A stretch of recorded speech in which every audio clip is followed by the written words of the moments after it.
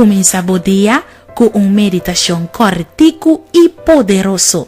Awe Dios que papo medita. Presenta pa Nairalyn Felicia.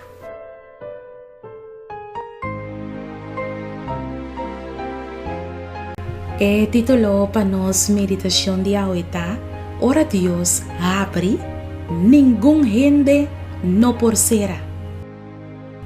Un porta abri pa Dios, ta caminda, turbo plan nang, bo idea nang, bo sonho nang, of bo meta nang, kuta de acuerdo con Dios, su plan, lo comienza duna fruta.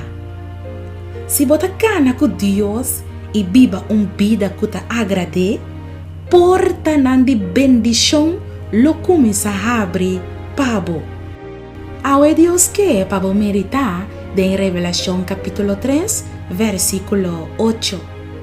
Mi conoce bo obra nan.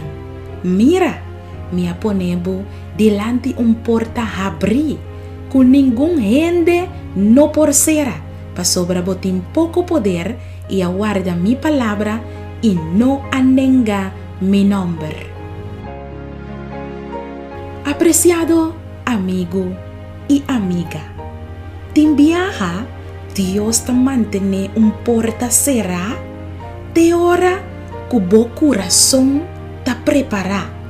Lo llega el día de embobida que Dios lo abre porta nan kutaba ta será.